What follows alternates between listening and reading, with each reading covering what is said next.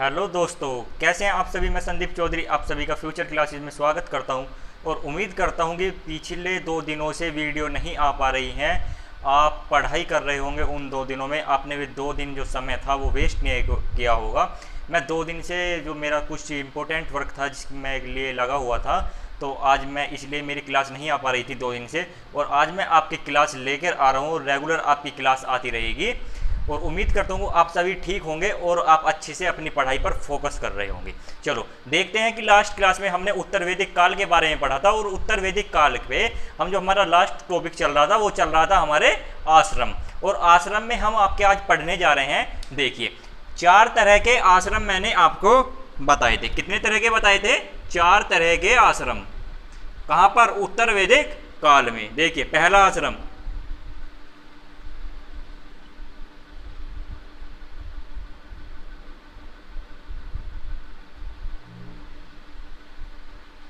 देखिए, ब्रह्मचर्य आश्रम। पहले नंबर का जो आश्रम था उत्तर वैदिक काल के अंदर वो था आपका ब्रह्मचर्य आश्रम। देखिए, सेकंड आश्रम था आपका गृहस्थ आश्रम। और उम्मीद करता हूं कि आप सभी लोग अच्छे से पढ़ें, और जो आपके जो स्पेलिंग या वर्ड्स मिस्टेक होती हैं, कभी कभार हो जाती है, जो पढ़ाने के फ्लो होता है उसमें हो जाती है थोड़ी बहुत मिस्टेक, और उम्मीद करता हूँ आप उस पर ना ज़्यादा ध्यान देकर, उस पर फोकस ना ज़्यादा कर पर आप फोकस करेंगे। जो मैं बोल रहा हूँ आप उस चीज़ पर फोकस करेंगे, ठीक है ना। क्योंकि आपको सिर्फ फोकस करना है, आपको मेरी राइटिंग पे फोकस नहीं करना है, आपको मैं जो शब्द लिख रहा हूँ उन पे फोकस नहीं करना है। अगर कुछ गड़बड़ होती है, लेकिन आपको मेरे बोलने पर फोकस करना है, क्योंकि मैं जो बोलता हूं वो बिल्कुल 100% सत्य होता है। चलिए, थर्ड आश्रम था आपका वानप्रस्थ आश्रम। चलिए, और फोर्थ था आपका संन्यास आश्रम। संन्यास आश्रम। चलिए, अब देखते हैं। अब हम बात कर लेते हैं आपके ब्रह्मचर्य आश्रम के बारे में। ब्रह्मचर्य आश्रम था, जो उसकी एज बताई है उत्तर वैदिक काल के अंदर, वो बताइए 25 ईयर्स। और आपकी गृहस्थ आश्रम की भी एज बताई गई है 25 ईयर्स। आपकी वानप्रस्थ आश्रम की भी एज है 25 ईयर्स। और आपके लास्ट आश्रम जो था आपका संन्यास आश्रम, बहुत ही महत्वपूर्ण आश्रम जिसे कहा गया है, उसे की भी एज बताई गई है 25 वर्ष। देखिए, मैंने आपको 2-3 क्लास पहले बताया था कि जो उत्तर वैदिक काल के समय की बात करेंगे, हम पुराने समय की बात करेंगे, तो वहां की जो औसत आयु होगी वो होगी 100 वर्ष।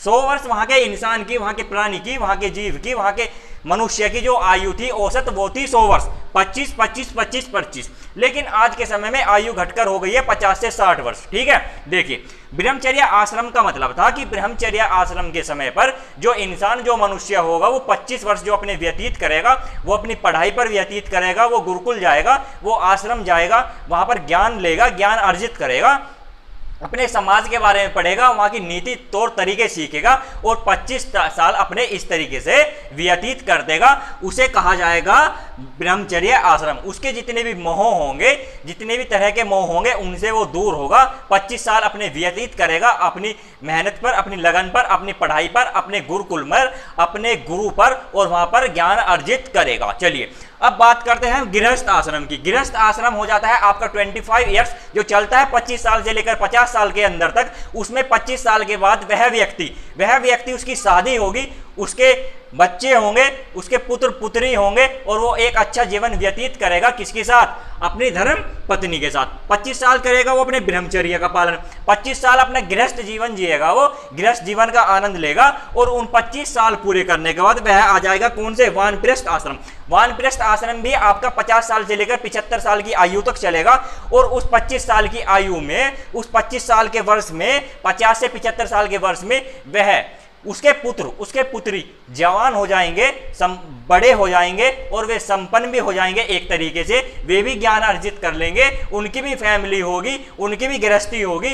उन्हीं को देखते हुए, उन्हीं के साथ वह 25 साल अपने व्यतीत करेगा। कब तक? 75 साल तक। अब आ जाते हैं हम आपके 25 साल जो व्यतीत करेगा, अपनी आखिरी स्टेज, अपने जीवन का आखिरी समय, संन्यास आश्रम। वह सभी प्रकार के मोह, अपनी बच्चे, अपनी धर्मपत्नी, अपनी गृहस्थ जो उसकी लाइफ रही है, उसकी फैमिली रही है, उसका परिवार रहा है, वह उसका त्याग कर देगा। उसका त्याग करने के बाद वह संन्यास आश्रम की ओर निकल जाएगा और अपने 75 साल से बाकी के बचे हुए जीवन, चाहे वह उसका 20 वर्ष हो, चाहे उसका 25 वर्ष हो, चाहे 30 वर्ष हो या चाहे 50 वर्ष हो, वो अपना जीवन व्यतीत करेगा संन्यास आश्रम के अंदर। उस संन्यास आश्रम के अंदर उसका मोह, सब चीज खत्म हो जाएगी और उस आश्रम में जाने के बाद उस पर डिपेंड करता है कि वो अपनी लाइफ को आगे बढ़ाना चाहता है या नहीं बढ़ाना चाहता है, या अपने जीवन को त्याग करना चाहता है। वह अपनी जो शरीर है उसका त्याग करना चाहता है। वह बिना कुछ खाए पिए अपने शरीर को त्याग देता है, अपने शरीर को एक मिट्टी में मिला देता है। किसमर? संन्यास आश्रम पर। संन्यास आश्रम में जब वो रहेगा, जब वह व्यक्ति रहेगा, तो उसकी मोह माया सब चीज खत्म हो जाएगी। उसका ताल्लुकात, उसका कांटेक्ट उसके परिवार से, उसके समाज से, सबसे खत्म हो जाएगा। चलिए, 4 तरह के आश्रम है और चारों ही बहुत महत्वपूर्ण है। अब देखिए क्वेश्चन आपका कैसा आता है। क्वेश्चन आता है कि ब्रह्मचर्य आश्रम का पालन या ब्रह्मचर्य आश्रम के बारे में किस काल में बताया गया है? उत्तर वैदिक काल में ब्रह्मचर्य आश्रम का जिक्र किया गया है। संन्यास आश्रम का भी जिक्र आपके उत्तर वैदिक काल में किया गया है। क्वेश्चन में पूछा जाएगा कितने तरह के आश्रम बताए गए हैं? 4 तरह के आश्रम आपके उत्तर वैदिक काल में बताए गए हैं। चलिए नोट कीजिए अभी से।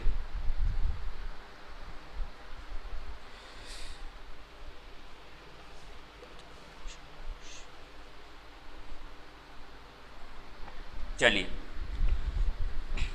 आगे की ओर बढ़ते हैं बिना किसी देरी के। देखिए, जो आपके ऋग्वेदिक काल में जो आपके महत्वपूर्ण भगवान थे, कौन थे? आपके महत्वपूर्ण भगवान थे भगवान इंद्र। लेकिन आपके उत्तर वैदिक काल में जैसे ही प्रवेश करते हैं आपके आर्यंस 1000 बीसी से लेकर 600 बीसी के अंदर, तो उनके महत्वपूर्ण भगवान हो जाते हैं कौन?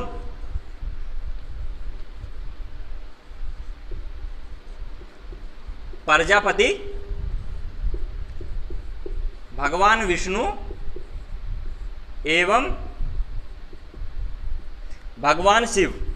देखिए, भगवानों का भी जो महत्व है, भगवानों का भी जो महत्व रहा है, उनकी इंपॉर्टेंस रही है, उनकी महत्वपूर्णता रही है पुराने समय में, प्राचीन काल में, प्राचीन भारत के समय में, आपके ऋग्वेदिक काल से लेकर उत्तर वैदिक काल से लेकर और आज के समय तक हर समय पर बदलती रही है। हर समय पर बदलती रही है। आपके जो ऋग्वेदिक काल था उसमें इंद्र भगवान को सबसे ऊंचे भगवान का दर्जा दिया गया है, लेकिन पश्चात आपके उत्तर वैदिक काल में जो भगवान महत्वपूर्ण भगवान माने गए हैं, आर्यंस के द्वारा महत्वपूर्ण भगवान माने गए हैं, वे भगवान माने गए हैं आपके भगवान प्रजापति, भगवान विष्णु एवं भगवान शिव। महत्वपूर्ण है आपके लिए तीनों ही। और क्वेश्चन जरूर आता है यहां से उठकर कि उत्तर वैदिक काल में किस भगवान को इंपॉर्टेंस या महत्वपूर्ण बताया गया है? तो वे थे आपके भगवान प्रजापति, भगवान विष्णु एवं भगवान शिव। चलिए नोट कीजिए।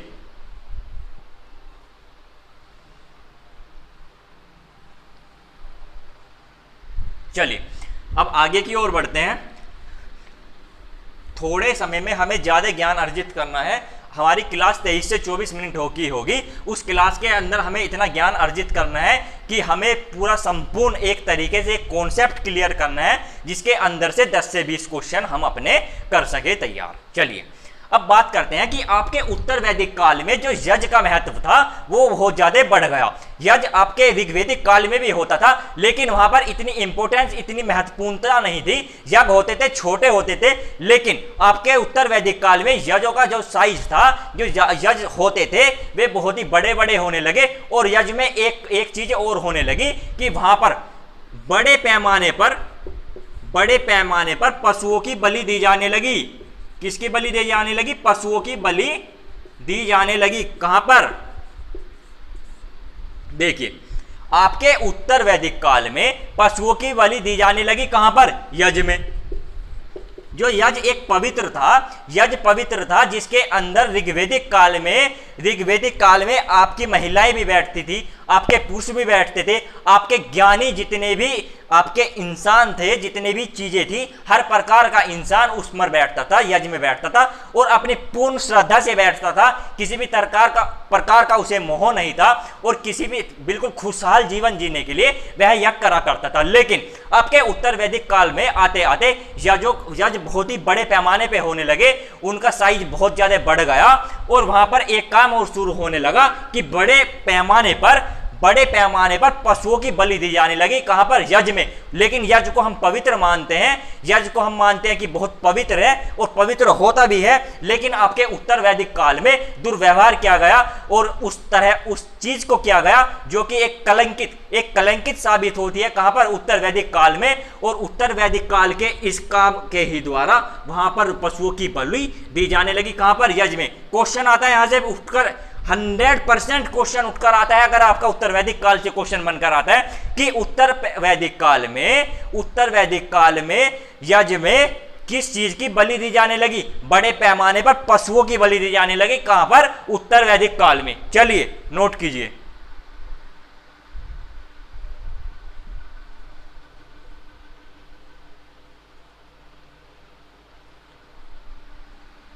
चलिए, आपका जो घोड़ा होता है, मैंने घोड़े के बारे में बताया था, सबसे प्रिय और सबसे पहला पालतू पशु था वो घोड़ा ही था। लेकिन घोड़े को किस अन्य नाम से जाना गया है?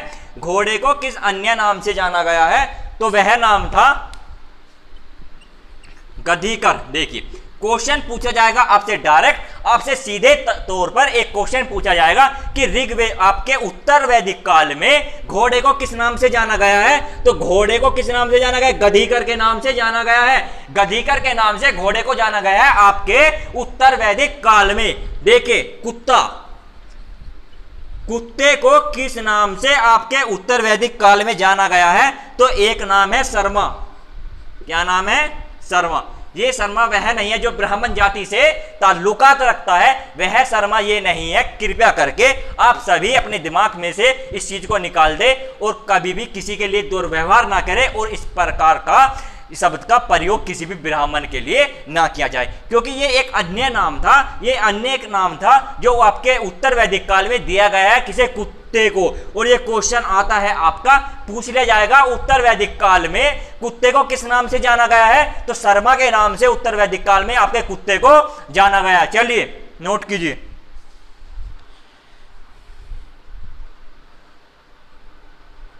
चलिए, आप मुद्रा से जानते हैं, आप कोष से जानते हैं, या आप करेंसी से जानते हैं। ठीक है, जो हमारा पैसा है, जो हमारी मनी है, जिसे हम कहते हैं, क्या कहते हैं? मुद्रा। मुद्रा कहते हैं जिसे हम, उसे एक नाम दिया गया है। एक नाम दिया गया था कहां पर? आपके उत्तर वैदिक काल में। वह नाम था क्या? निष्क। क्वेश्चन आता है सीधा उठकर कि मुद्रा को किस नाम से जाना गया है? कहां पर? उत्तर वैदिक काल में। तो वह नाम था क्या? निष्क। निष्क को मुद्रा के लिए जाना गया है कहां पर? उत्तर वैदिक काल में। क्वेश्चन आता है, बहुत इंपॉर्टेंट है। ये मुद्रा का नाम है, मुद्रा का ही नाम है, मुद्रा का दूसरा नाम है कहां पर? उत्तर वैदिक काल में। क्या नाम है? निष्क। चलिए नोट कीजिए। देखिए, आप गन्ने से भली भांति जानते हैं, आप जितने भी ग्रामीण क्षेत्र से स्टूडेंट्स बच्चे ताल्लुकात रखते हैं वह गन्ने को भली भांति जानते हैं। और वेस्टर्न यूपी, आपका पश्चिमी उत्तर प्रदेश, गन्ने के लिए एक बहुत ही उपजाऊ जमीन रखता है और अपनी जो फसल है गन्ने के लिए बहुत ही ज्यादा मात्रा में उसे पैदावार करता है, उसकी पैदा करता है। किस चीज की? गन्ने की। कहां पर? आपकी उत्तर प्रदेश के पश्चिमी उत्तर प्रदेश में। ठीक है, चलिए, लेकिन हम जान लेते हैं कि गन्ना तो हम पैदा करते हैं, लेकिन उसका हमें साक्ष्य कहां से प्राप्त होता है? तो उसका साक्ष्य भी हमें यहीं से प्राप्त होता है, वेस्टर्न यूपी से प्राप्त होता है, पश्चिमी उत्तर प्रदेश से प्राप्त होता है। और कहां से होता है? जंगली गन्ने का साक्ष्य कहां से प्राप्त हुआ है? साक्ष्य कहां से प्राप्त हुआ है? तो वो प्राप्त हुआ है आपके कहां से? भली भांति जानते हैं हम,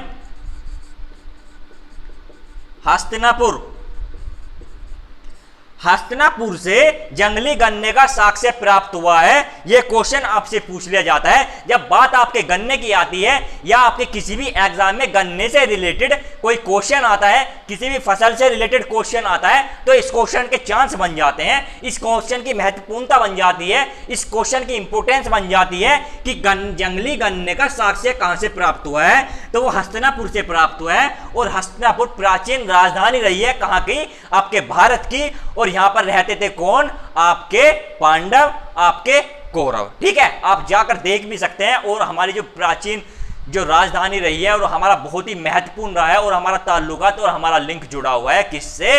हस्तिनापुर से। चलिए, हस्तिनापुर से हमारा लिंक जुड़ा हुआ है और उसके साथ में हमारा जुड़ा हुआ है गंगा नदी से। गंगा नदी से भी हमारा लिंक जुड़ा है, क्योंकि हस्तिनापुर में थे आपके भीष्म पितामह जी, और भीष्म पितामह की जो माता का नाम था वह थी गंगा। चलिए, उस चीज को भी हम पढ़ेंगे, उस चीज को पढ़ेंगे हम आपकी नदियों में, और उसे भी कवर करा देंगे आपके हस्तिनापुर को। चलिए आगे की ओर चलते हैं।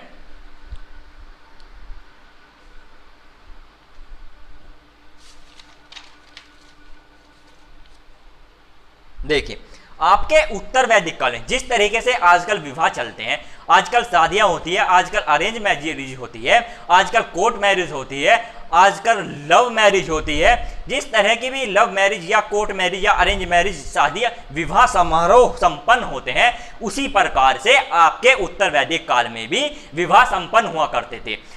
देखिए, कितने प्रकार के विवाह बताए गए हैं? आपके 8 प्रकार के विवाह बताए गए हैं। कहां पर?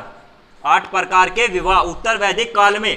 बहुत महत्वपूर्ण है, फोकस रखना है सिर्फ आपको बोर्ड पर, क्योंकि जो आप ज्ञान अर्जित करेंगे यहां से, वो ज्ञान आपका बहुत ही महत्वपूर्ण होगा, आपके लिए इंपॉर्टेंस होगी उसकी कहां पर? आपके एग्जाम्स में। चलिए, पहला आपका विवाह है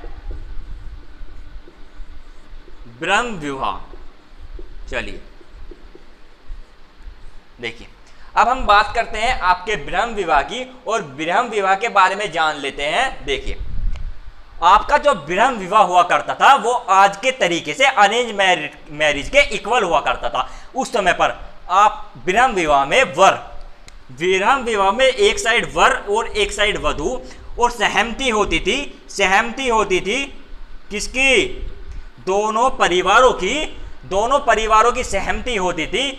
और वहां पर जो जाति व्यवस्था थी वो भी आपकी उठकर आती है उत्तर वैदिक काल से, और उस जाति व्यवस्था के हिसाब से ही, उसकी अकॉर्डेंस के हिसाब से ही शादी विवाह हुआ करती थी। कहां पर? उत्तर वैदिक काल में। उसे नाम दिया गया ब्रह्म विवाह, जो कि सहमति से होती थी। लड़के के पक्ष वाले भी सहमत होते थे, लड़की के पक्ष वाले भी सहमत होते थे, जाति धर्म एक हुआ करता था, और शादी संपन्न हो जाया करती थी, जिसे आज बोलते हैं अरेंज मैरिज। उस तरीके से थी आपकी क्या? ब्रह्म विवाह। चलिए नोट कीजिए।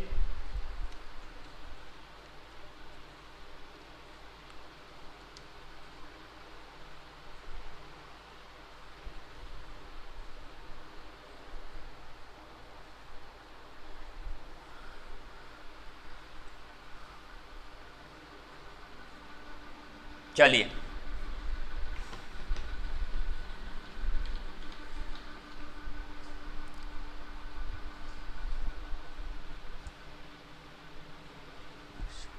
देखिए, आपके जो सेकंड विवाह था वो था आपका देव विवाह। क्या था आपका? देव विवाह। थर्ड था आपका अर्श विवाह। क्या था? अर्श विवाह। देखिए, और फोर्थ था आपका प्रजापति विवाह। ठीक है, देखिए, ये 4 विवाह थे आपके। ये समाज में क्या थे?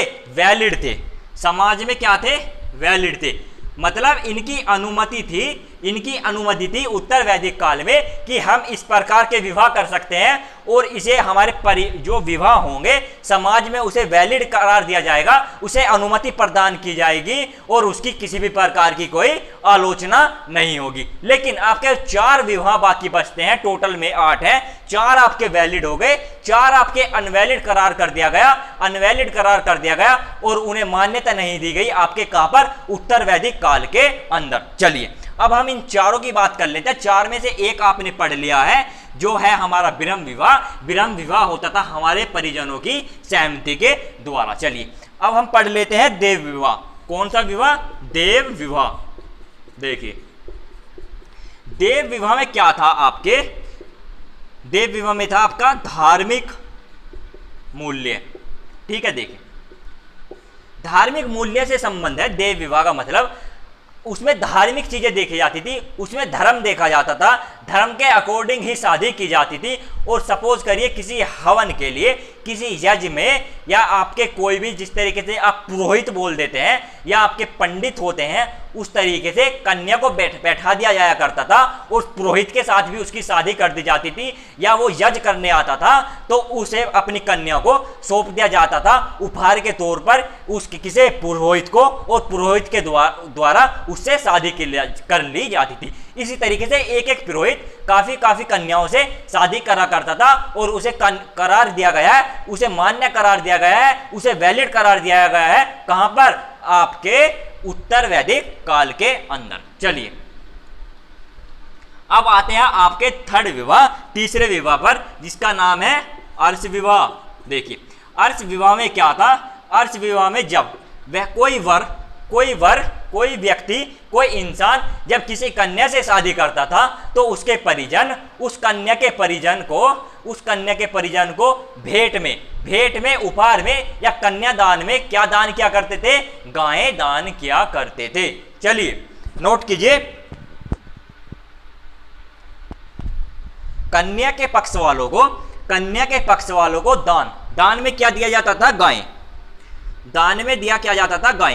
गायें दी जाती थी। किसके द्वारा? वर, लड़के वाले पक्षों के द्वारा, उनके परिवारजनों के द्वारा, उनके परिवार के द्वारा उपहार में या कन्यादान में गायें दी जाती थी जिस लड़की से वह शादी कर रहे हैं उसके परिजनों को। चलिए बहुत ही अच्छा विवाह था। इस तरह के विवाह पहले चला करते थे, लेकिन आज के समय में थोड़ा बदलाव आ गया है और उन चीज़ों को आदमी भूल चुका है, अपनी प्राचीन मूलभूतों को, चीज़ों को भूल चुका है और एक नए स्टैंडर्ड की ओर आगे बढ़ रहा है।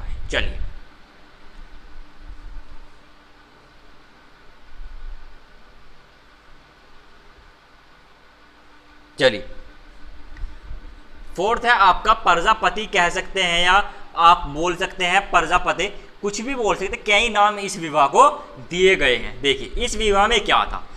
इस विवाह में लड़की की बिना सहमति के, वधू की बिना सहमति के शादी कर दी जाती थी। किससे? किसी धनवान व्यक्ति से या प्रतिष्ठित होता है आपका फेमस। एक एग्जाम्पल के तौर पर आज ले लेते हैं कि कोई अच्छा व्यक्ति है, अच्छे से नहीं संबंध है इसमें, कोई धनवान व्यक्ति है, चाहे वो कैसा भी है, वो क्रिमिनल है, वो किसी भी प्रकार का व्यक्ति है, लेकिन वह धनवान है, प्रतिष्ठित से मतलब वह समाज में इज्जत रखता है, वह कोई नेता है या किसी भी प्रकार के वह सामाजिक कार्य करता है और उसकी प्रतिष्ठा समाज के अंदर इतनी है कि उसे महत्वपूर्ण दर्जा दिया गया है, उसे हर इंसान मानकर चलता है, उसके सामने सब झुककर चलते हैं और उसकी सब इज्जत करते हैं। ठीक है, तो उस प्रकार के व्यक्ति, धनवान प्रतिष्ठित फेमस व्यक्ति से शादी कर दी जाती थी, एक कन्या की, एक वधू की, और उस कन्या की बिना सहमति के वह विवाह कौन सा था आपका? प्रजापति विवाह। प्रजापति विवाह में बिना कन्या की सहमति के शादी कर दी जाती थी किसी वर से, वह वर धनवान, वह प्रतिष्ठित हुआ करता था। चलिए नोट कीजिए।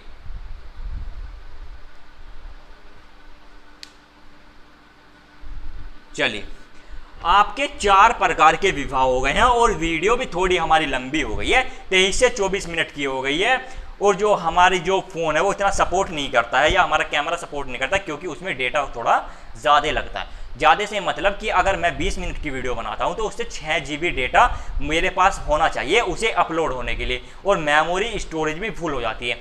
अगर मैं वीडियो 1 घंटे की या 50 मिनट की बनाऊं तो मुझे 12 से 14 GB डेटा चाहिए। उसके लिए मेरे पास ब्रॉडबैंड कनेक्शन नहीं है। ब्रॉडबैंड कनेक्शन ना होने का कारण है कि गांव में ब्रॉडबैंड की रेंज ना होना, उसकी लाइनें ना होना। इसलिए हमें थोड़ा खेद है कि आप जैसे भी हैं 25 मिनट की वीडियो देख लीजिए। 25 मिनट की वीडियो कोई कम नहीं होती। मैं 25 25 मिनट भरपूर पढ़ाता हूं आपको, बिना रुके पढ़ाता हूं और उसके अंदर इतनी नॉलेज आपको देता हूं कि 10 से 15 क्वेश्चन आपके इजीली कवर हो जाते हैं। और मैं गारंटी के साथ बोलता हूं कि आप अगर 25 मिनट की वीडियो भी डेली देख रहे हैं तो वो भी आपके लिए इनफ है। आप साइड में अपनी प्रैक्टिस करते रहिए, अपनी पढ़ाई करते रहिए, लेकिन इस वीडियो को भी देखते रहिए और लाइक, शेयर और सब्सक्राइब करना ना भूलें, क्योंकि ये आप सभी का चैनल है, आप सभी का चैनल है, आप सभी इसके परिवार हैं, आप सभी के इसमें हिस्सेदार हैं।